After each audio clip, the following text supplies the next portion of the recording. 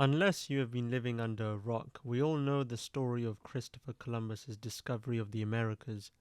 It is one of the most told and known historical events in all of history. We all know that in his search for India, he came across a whole new continent previously unknown to the rest of the world. Some of you probably know that in fact Columbus may not be the first person to discover the Americas.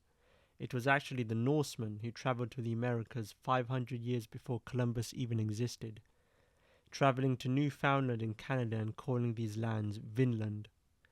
There is evidence to suggest that these northern Europeans may have encountered the native people of the area, or maybe you could probably be aware of the widely circulated theory of the voyage of the Malian king of West Africa.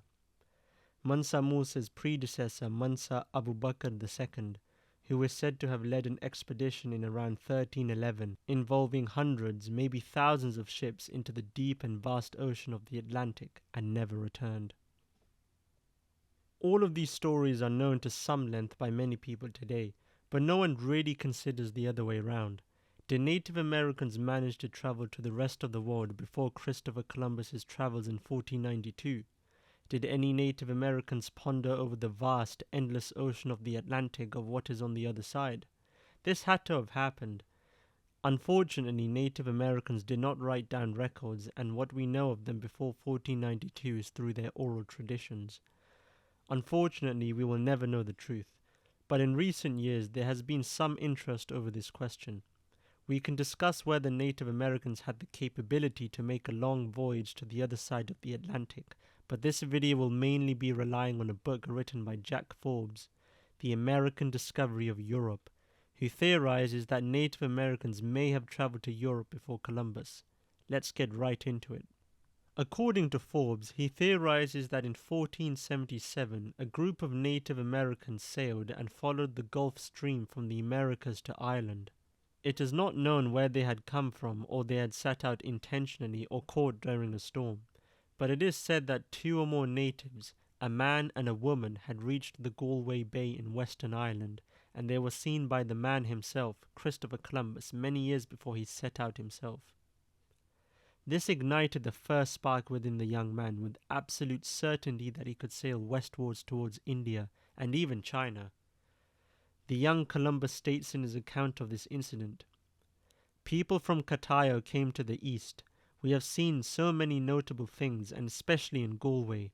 In Ireland, a man and a woman on some wood dragged by the storm, of admirable form." This gives us a lot of questions. Why is Columbus in Galway, and where is Catayo? Columbus was probably a common seaman in the 1470s, and it is likely that he sailed there after being shipwrecked in Portugal in the summer of 1476, as Portugal and Galway interacted through direct trade. In later years, he learned how to read and write Latin and Castilian, and therefore he must have depended upon his own memory in recalling what he had seen. Catayo in Columbus's mind was a place directly to the west of Ireland and Spain, and that it must have been some place in China or Upper India.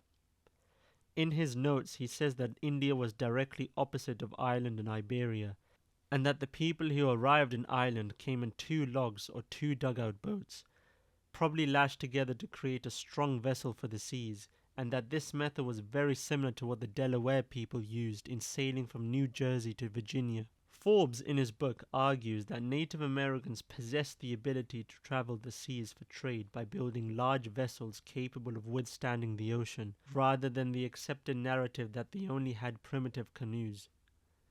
He says that after the 1490s, it became increasingly dangerous for natives as they were routinely kidnapped off the coasts by Portuguese and Spanish intrusions, and later by the English. Columbus's impression of Native American boats are stated in a letter dated 15th of February 1493 to Louis de Santanal. They were of keen ingenuity and people who navigate all those seas, so that it is marvellous that the good account they give of everything. In all the islands they have many canoes resembling rowing, fustas some smaller and some larger than a fusta of 18 oar banks. They are not so wide because they are made of a single log, but a fusta could not keep up with them in rowing, because they go faster than one can believe, and in these they navigate to all those islands, which are innumerable. One of those canoes I have seen with 70 and 80 men in it, and each one with his oar. There are quite a lot of these accounts observed by Columbus and other Europeans in the 1490s, and they were impressed by the ability of the natives to navigate. But it may be true that a great number of boats were never seen by Europeans, as they were out of sight or kept out of sight, revealing a gap in the way the natives seated people, stored cargo, usage of sails, and so on. A Spanish source tells us that a man among the Lucayan people, who were the indigenous people of the Bahamas, was a slave and attempted to escape in the following way. He had exercised in his homeland the office of carpenter of buildings using stone axes. He cut a beam of jaruma wood, hollowed out the middle spine, placed it in it grains of maize and gourds full to the brim of water to be close at hand for the trip. He compressed together both faces of the trees, dropped the beam into the water and embarked, admitting on board two relatives, a man and a woman, good swimmers, using all power to try to reach their native home place. This is an important source, as it indicates that raft-like boats were of great importance, as it supports the idea that there was strong tradition of lashing together two boats for greater stability in stormy seas. An adaptation of this of some sort may have been seen by Columbus in 1477. Forbes argues here that there is a possibility, perhaps on numerous occasions, that Americans took advantage of the prevailing winds and currents and landed in Europe or were storm-blown involuntarily before 1492. But what is definitely certain, and something that we have evidence for, is that Native Americans regularly traveled by sea to coastal regions for military, hunting, and trade purposes. Forbes in his book asserts the view that natives traveling to Europe are confirmed by European folklore tales of mysterious people arriving from the Atlantic. He quotes a source from Antonio Galvano, who wrote in 1555 that in the year 1153, in the time of Frederick Barbarossa, it is written that there came to Lubeck one canoe with certain Indians, like unto a long barge, which seemed to have come from the coast of the Newfoundland region. The Germans greatly wondered to see such a barge and such people, not knowing from whence they came, nor understanding their speech, especially because there was no knowledge of that country, as now there is. It may be credible that though the boat was small in respect of those huge seas, yet the winds and water might bring them thither. Although this has been largely discredited by historians, as these people are very likely to have been the Inuit people from Greenland, given the materials they used in making their boats, Forbes in his book argues against this. He says that historians tend to fail in understanding the extent of trade and commerce that existed between different regions, and that many of these unintended or intended travels to Europe have happened and are embedded in European folklore. He also stresses the idea that the Gulf Stream acts as a natural one-way conveyor belt, causing Americans to be trapped in the currents and swept eastward towards Europe. Forbes also notes that a voyage undertaken by the Sioux people of coastal South Carolina set out on a boat to visit England.